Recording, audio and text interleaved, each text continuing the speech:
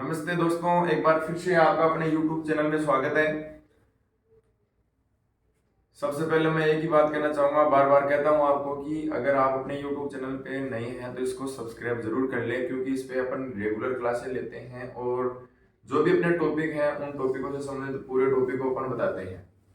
अगर वीडियो का आपको अच्छा लगे तो आप इसको लाइक करेंगे, अपने दोस्तों के साथ में शेयर जरूर करेंगे। तो चलो दोस्तों, अपन इसी क्रम में आगे की ओर बढ़ते हैं। जो अपन पढ़ रहे थे त्रिकोणमिति की अपने 4 कक्षाएं ले ली हैं अपन, 4-5 कक्षाएं अपनी हो चुकी हैं। अब अपन बात करते हैं त्रिकोणमिति से आगे जो अपना जो चैप्टर है, अपने लाइव में आपको बताया भी था, लाइव क्लास जब हुई थी, कि अपना जो अगले वाला जो चैप्टर है वो रहेगा हाइट एंड डिस्टेंस, ऊंचाई और दूरी। तो देखो, अपना जो अगले वाला चैप्टर है वो रहेगा हाइट एंड डिस्टेंस।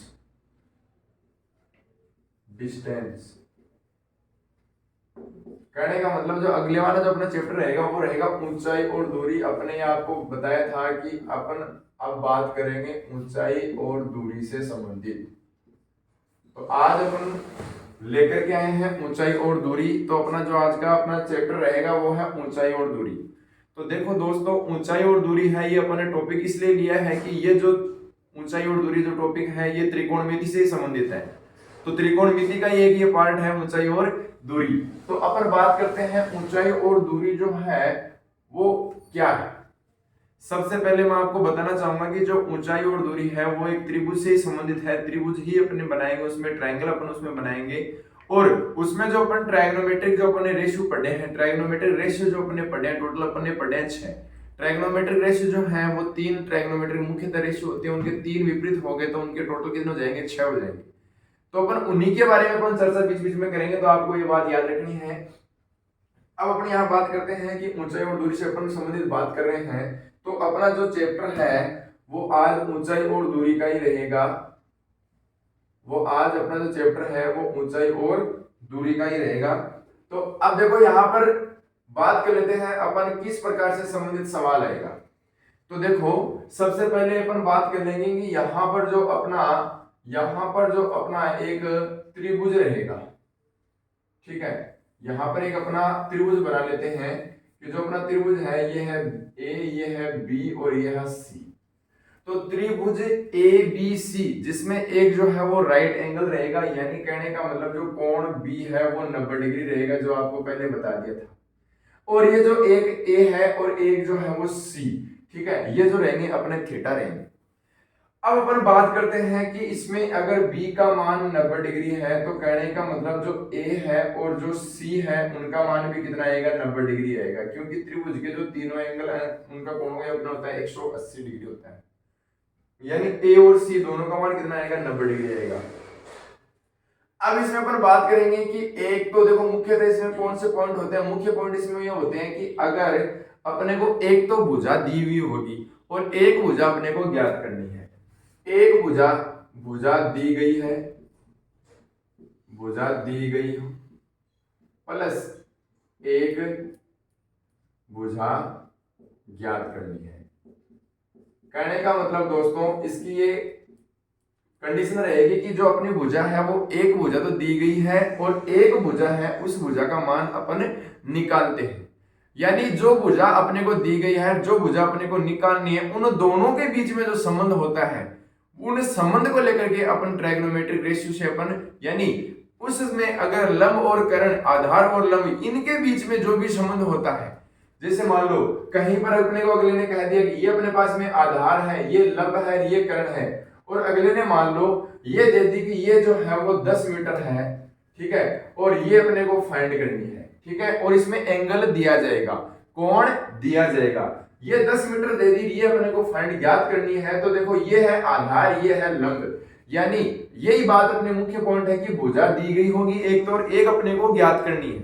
तो एक जो भुजा अपने को दी गई है दोस्तों, उसको और एक जो अपने को ज्ञात करनी है, उसमें उन दोनों में जो संबंध होता है, उन दोनों में कौन से ट्रायगोनोमेट्रिक संबंध होता है, कौन से ट्रायगोनोमेट्रिक रेशियो का संबंध होता है। तो यानी साइन का संबंध है तो अपन साइन थीटा लगाएंगे, कोस का संबंध है तो अपन कोस थीटा लगाएंगे, और टेन का संबंध है तो अपन टेन थीटा लगाएंगे, प्लस इसमें क्या दिया जाएगा, कोण भी दिया जाएगा।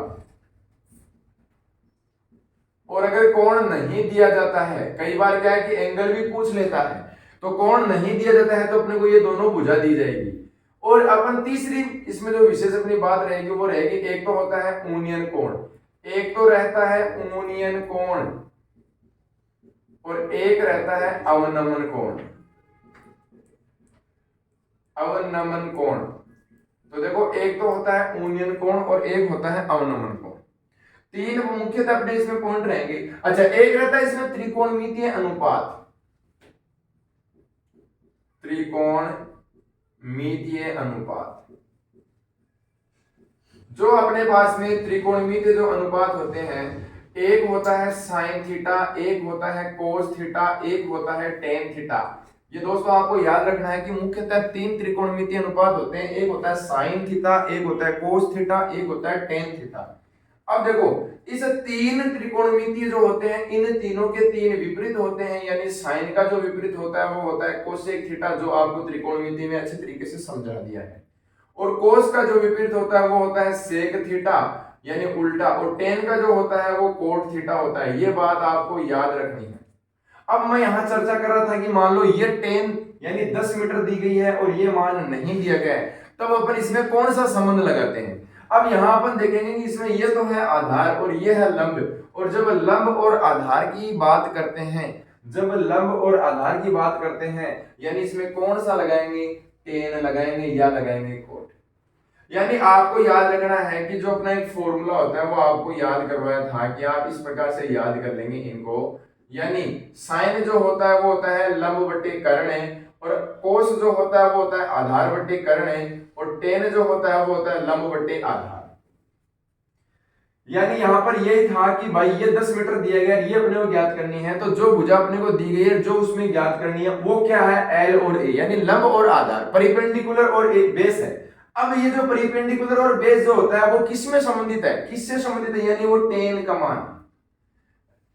कहने का मतलब जो है वो टेन होता है, तो टेन बराबर एल बटे ए होता है। अगर आप टेन नहीं लिखते हैं तो कोट भी लिख सकते हैं, अगर आप टेन नहीं लिखते हैं तो कोट भी लिख सकते हैं। यानी टेन का जो मान एल बटे ए होता है तो कोट का मान एल बटे ए हो जाएगा, इसका विपरीत होता है।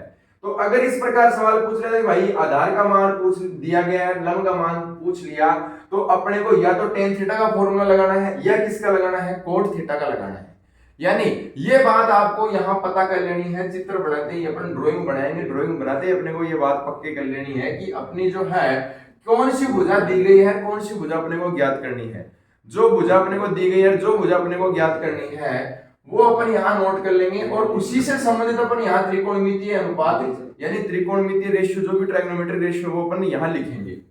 अगर साइन का है, यानी अगर मान लो कहीं पर भी संबंध आ गया कि एल बटे के का संबंध आ गया, तो एल बटे के जो होता है वो किससे संबंधित है, वो साइन थीटा से संबंधित है। यानी लंब और कर्ण का जो संबंध है वो साइन थीटा है, तो यहाँ साइन थीटा लगाएंगे।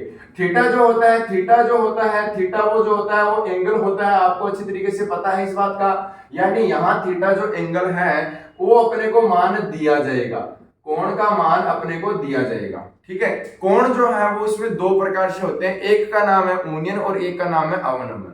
तो चलो बात कर लेते हैं अपन दोस्तों ऊनियन कोण और अवनमन कोण ये क्या है। अपन बात कर लेते हैं कि ऊनियन कोण और अवनमन कोण ये क्या है। देखो एक तो होता है ऊनियन कोण और एक होता है अवनमन कोण, एक होता है अवनमन कोण, एक होता है ऊनियन कोण और एक होता है अवनमन कोण। तो दोस्तों अपन चर्चा कर रहे हैं कि ऊनियन कोण है उसकी डेफिनेशन क्या है, उसकी परिभाषा क्या है, ऊनियन कोण होता क्या है, और अवनमन कोण है उसकी परिभाषा क्या है, अवनमन कोण कैसा होता है। यानी ऊनियन कोण जो होता है वो होता है किसी क्षैतिज रेखा से, किसी क्षैतिज रेखा से ऊपर की तरफ जो एंगल बनता है या ऊपर की तरफ देखने से जो एंगल बनता है वो ऊनियन कोण है। यानी मैं आपको इसको प्रैक्टिकल रूप से समझाता हूं। जैसे मैं सामने देख रहा हूं और सामने देखने के बाद में अगर मान लो कोई मीनार मेरे से ऊपर की तरफ है, तो मैं इसे ऊपर की तरफ देखता हूं, तो जो सामने जो है वो तो क्षैतिज रेखा हो गई, और उससे ऊपर की तरफ जो एंगल देखा जाता है वो ऊनियन कोण हो गया। यानी कहने का मतलब अगर मान लो कोई बंदा यहाँ खड़ा है, कोई बंदा यहाँ खड़ा है और वो किसी मीनार को देख रहा है, वो किसी मीनार को देख रहा है, तो ये जो यहाँ खड़ा है इसके जो सामने है 180 डिग्री का जो एंगल है वो तो हो गई क्षैतिज रेखा, यानी ये इस प्रकार सामने देखता है, ये तो हो गई क्षैतिज यानी धरातल। और इससे ऊपर की तरफ जो देखता है, इससे ऊपर की तरफ जो देखता है यानी इस बिंदु को देखना चाहता है तो ये एंगल बनेगा। यानी यहाँ कोई एक लड़का है और वो यहाँ एक मीनार है, इसके ऊपर कोई टावर है या कोई भी वस्तु रखी है, वो उसको देखना है। और अगर वो उसको देखता है यानी यहां से लेकर के यहां तक वो देखता है, यानी ये तो क्षैतिज रेखा हो गई, क्षैतिज रेखा से ऊपर की तरफ उसको देखना पड़ता है। यानी दोस्तों ये क्षैतिज रेखा हो गई, मैं आपके जस्ट सामने देख रहा हूं, यानी ये 180 डिग्री का एंगल हो गया। और 180 डिग्री एंगल से इसके ऊपर की तरफ अगर मान लो कोई वस्तु ऐसे ऊपर की तरफ रखी गई है तो मैं उसको ऊपर की तरफ देखता हूं, तो क्षैतिज रेखा और ऊपर की तरफ जो देखा गया जो एंगल है वो ऊर्ध्व कोण कहलाता है। अच्छी सी समझ में आ गया आपको, देखो वो ऊर्ध्व कोण कहलाता है। अगर मान लो वो तो ऊर्ध्व कोण की परिभाषा हो गई। ऊर्ध्व कोण की परिभाषा देखो एक बार फिर से रिपीट कर देता हूं कि क्षैतिज रेखा से ऊपर की ओर तरफ जो एंगल बनता है, ऊपर की आंखों क्षैतिज रेखा से आंखों का जो ऊपर की ओर एंगल जो बनता है वो ऊर्ध्व कोण होता है। ऊर्ध्व कोण का मान आपको दिया जाएगा। इसके बाद में अपन बात करते हैं कि अवनमन कोण। अवनमन कोण क्या होता है? अवनमन कोण होता है कि क्षैतिज रेखा या धरातल रेखा जो 180 डिग्री के जो अपन एंगल है सीधा जस्ट सामने देखते हैं, 180 डिग्री एंगल पे देखते हैं, उससे नीचे की तरफ जो एंगल बनता है, जो 180 डिग्री एंगल से क्षैतिज रेखा से दोस्तों नीचे की ओर तरफ जब अपन देखते हैं वो जो एंगल बनता है वो क्या हो गया? अवनमन कोण हो गया। वो क्या हो गया? अवनमन कोण हो गया। यानी कोई जो है वो किसी मीनार के ऊपर खड़ा है, कोई जो है वो किसी मीनार के ऊपर खड़ा है, यानी एक लड़का है वो इस मीनार के ऊपर खड़ा है और वो किसी दूसरी मीनार को देखता है, वो किसी दूसरी मीनार को देखता है और जो वो दूसरी मीनार है वो हाइट में उससे छोटी है, यानी ऊंचाई उसकी कम है। तो दोस्तों जो लड़का है वो अपनी जो क्षैतिज रेखा है उससे तो नीचे की तरफ जो एंगल बनेगा, यानी जो लड़का है वो उसको नीचे की तरफ उसको देखना पड़ेगा, क्योंकि जो दूसरी जो मंजिल है या दूसरी विंग है या दूसरा स्तंभ है वो थोड़ा नीचे है, तो जो क्षैतिज रेखा है उससे नीचे की तरफ जो देखना पड़ेगा, यानी क्षैतिज रेखा से नीचे की ओर जो देखा गया एंगल है वो क्या होता है? वो अवनमन कोण होता है। वो क्या होता है? वो अवनमन कोण होता है। वो क्या होता है? अवनमन कोण। यानी क्षैतिज रेखा से ऊपर की ओर जो देखा गया एंगल जो बनता है वो तो ऊर्ध्व कोण होता है, क्षैतिज रेखा से जो नीचे की ओर जो एंगल बनता है वो होता है अवनमन कोण। तो ऊर्ध्व कोण और अवनमन कोण के बीच में यही था कि ऊर्ध्व कोण और अवनमन कोण का अपने को पता होना चाहिए, क्योंकि कई बार अपने पास में क्वेश्चन ऐसा आएगा जिसके बारे में अपन चर्चा भी करेंगे कि मान लो कि कोई किसी स्तंभ का है, कोई धरातल से स्तंभ का ऊर्ध्व कोण 60 डिग्री है, तो अपने को ये पता होना चाहिए कि ऊर्ध्व कोण है वो धरातल पे बनेगा या ऊपर की ओर बनेगा। तो ये बात आपको पता होनी चाहिए। कई बार क्या है कि अपने पास में इस प्रकार की भी आकृति आ जाएगी, इस प्रकार की भी आकृति आ जाएगी जिसमें जेड की आकृति बनेगी, और जेड की आकृति जब बनेगी तो वहां पर अपने पास में जो है वो कोण भी बराबर हो जाएंगे। यानी ये मान लो ऊर्ध्व कोण 60 डिग्री है तो ये कोण भी 60 डिग्री होगा। वो किस संबंध से होगा? वो एकांतर संबंध से होगा। वो किस रिलेशन से होगा? वो एकांतर कोण से होगा। यानी एकांतर कोण है वो परस्पर जेड की आकृति में होते हैं, वो परस्पर कैसे होते हैं? बराबर होते हैं। तो कहने का मतलब यहाँ पर क्या है कि ऊर्ध्व कोण और अवनमन कोण जो है उनके बारे में आपको बता दिया कि क्षैतिज रेखा से ऊपर की ओर जो एंगल बनता है वो ऊर्ध्व कोण होता है, क्षैतिज रेखा से नीचे की ओर जो कोण बनता है वो अवनमन कोण होता है। अब इसमें जो क्वेश्चन है वो देखो, अब इसमें जो क्वेश्चन है वो किस प्रकार के हैं। इसमें क्वेश्चन आएंगे आपके पास में, जैसे मान लो कोई पेड़ है या कोई स्तंभ है, तो सबसे पहले मैं आपको बताना चाहूंगा कि आपको सूत्र है वो सारे सूत्र आने चाहिए। जैसे मान लो अपने एक छोटा सवाल है वो अपन यहां करते हैं कि एक मीनार के नीचे बिंदु से पाद बिंदु से, यानी नीचे का जो बिंदु है धरातल का जो बिंदु है 50 मीटर की दूरी पर मीनार के शिखर का ऊर्ध्व कोण 60 डिग्री है, तो मीनार की ऊंचाई बतानी है। अपने पास में जैसे मान लो सवाल है, अपन इसके अब डायरेक्ट सवाल करेंगे, अपने 2-3 कक्षाएं और होंगी इसके बाद में, उस कक्षा में भी अपन इनके सवालों के बारे में चर्चा करेंगे। तो अपना सवाल है कि एक जो है वो मीनार है, एक मीनार है और उसके नीचे वाले हिस्से से, जैसे मान लो यहाँ अपन ड्राइंग बनाते हैं कि एक ये जो है वो मीनार है, ठीक है, एक ये जो है वो मीनार है, और मीनार से 50 मीटर दूरी पर, मीनार से कितनी मीटर दूरी पर, 50 मीटर दूरी पर, ठीक है, 50 मीटर दूरी पर सबसे पहले अपने को ड्राइंग बनानी है। सबसे पहले अपने को ड्राइंग बनानी है, एक मीनार है, उससे 50 मीटर दूरी पर कोई दूसरी मीनार है, ठीक है, कोई दूसरी मीनार है। एक मीनार से 50 मीटर दूरी पर किसी दूसरी मीनार के शिखर का जो उन्नयन कोण है, ये इसका शिखर बिंदु हो गया, ये इसका शिखर बिंदु हो गया। और उन्नयन कोण जो होता है वो नीचे से जो बना गया कोण है, यानी ये भी मीनार ही थी, लेकिन अगले ने कहा इस मीनार का पाद बिंदु यानी मूल बिंदु, यानी जहां से मीनार का जो नीचे का जो बिंदु है इसको बोलते हैं पाद बिंदु। तो यहां से जो यहाँ का शिखर का जो उन्नयन कोण है, यहां से यहाँ का शिखर का जो उन्नयन कोण है, अगले ने कहा वो 60 डिग्री है, ठीक है। ध्यान से देखना, जो ड्राइंग अपनी जो बन रही है वो ये है कि यहाँ ये जो अपनी जो मीनार है, ये जो मीनार है वो मीनार है वो 90 डिग्री थीटा है, यहाँ 90 डिग्री एंगल हो गया क्योंकि मीनार है वो एकदम से सीधी है। लेकिन अगले ने कहा कि दूसरी जो मीनार है इसके इस बिंदु से शिखर का उन्नयन कोण 60 डिग्री है, और मैंने आपको अच्छे तरीके से बता दिया कि उन्नयन कोण जो होता है वो किसी धरातल से ऊपर की ओर जो देखा गया कोण होता है वो उन्नयन कोण होता है। यानी ये कितना डिग्री है, 60 डिग्री है। तो अगले ने कहा कि मीनार की ऊंचाई बताइए, अगले ने कहा मीनार की ऊंचाई बताइए। तो मीनार की जो ऊंचाई है वो अपन ने मान ली है h, ठीक है। अपने को पता है कि मीनार जो है वो मीनार ये है, और अपने को इसकी हाइट निकालनी है, यानी अपने इसका मान लिया कि h मान लिया, या आप इसको मान सकते हैं कि अक्ष मीटर मान लिया। अपन ने क्या मान लिया, अक्ष मीटर मान लिया है। यानी ये अपनी ड्राइंग बन गई है कि कोई मीनार थी, उसके पाद बिंदु से दूसरी जो मीनार थी वहां का जो शिखर का जो उन्नयन कोण है वो 60 डिग्री था दोस्तों। तो अपन ने 60 डिग्री बना दिया। इनके जो बीच की जो डिस्टेंस है वो 50 मीटर है, तो अपन ने 50 मीटर लिख दी। और अगले ने कहा कि अपने को हाइट जो है वो अपने को मीनार की हाइट बतानी है दोस्तों। तो अपने को मीनार की हाइट अपने लेट कर ली, यहाँ पर मान लिया अपन ने अक्ष मीटर। अब यहाँ पर देखो अपन ने यहाँ अक्ष मीटर मान ली है, यहाँ अक्ष मीटर मान ली है। अब यहाँ अपन संबंध लगाएंगे, ठीक है।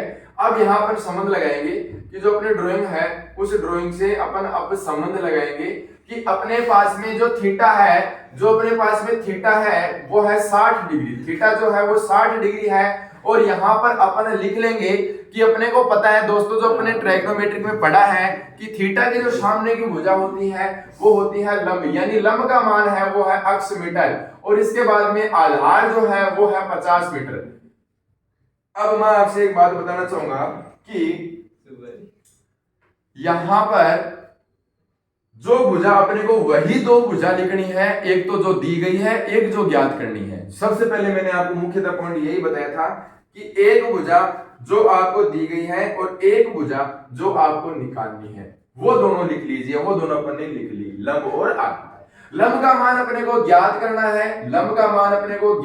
है, दोस्तों, और आधार का मान है अपने को दिया गया है, तो अपने इन दोनों को ही रखा है। अब अपन यहां लगाएंगे कि भाई लंब और आधार में कौन से त्रिकोणमितीय अनुपात से संबंध है। तो लंब और आधार में देखो अपन ये भी बात लिख लेंगे कि SCT, इस प्रकार आप लोग याद रखने के लिए लिख लेंगे लाल बटे कक्का, ठीक है। यानी साइन कोस टेन, यानी लंब और आधार का संबंध बताने वाला कौन है, टेन है। और आपका जवाब आएगा कोट भी हो सकता है दोस्तों, क्योंकि टेन और कोट दोनों आपस में परस्पर विपरीत हैं। यानी अगर लंब और आधार की बात करें तो वहां आप टेन भी अप्लाई कर सकते हैं, वहां आप कोट भी अप्लाई कर सकते हैं, कोई दिक्कत नहीं है। यानी यहां पर फॉर्मूला अप्लाई करेंगे भाई, टेन थीटा बराबर होता है L बटा A।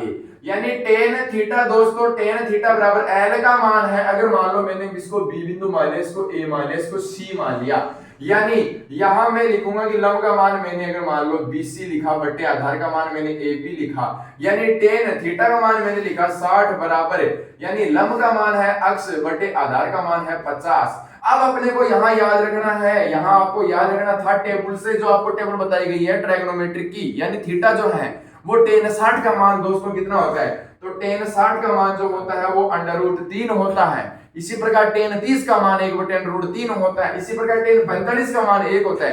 कहने का मतलब आपको ट्राइगोनोमेट्रिक टेबल बताई गई है। आप जो ट्राइगोनोमेट्री अपन ने जब कक्षाएं ली थी उसमें आपको प्ले लिस्ट में वीडियो मिल जाएगा, आप उसमें अच्छे से चेक कर लें कि अपनी जो टेबल है वो कैसे बनती है। रटना नहीं है दोस्तों, अपने को समझना है, तो आपको उसमें अच्छे तरीके से समझाया गया है।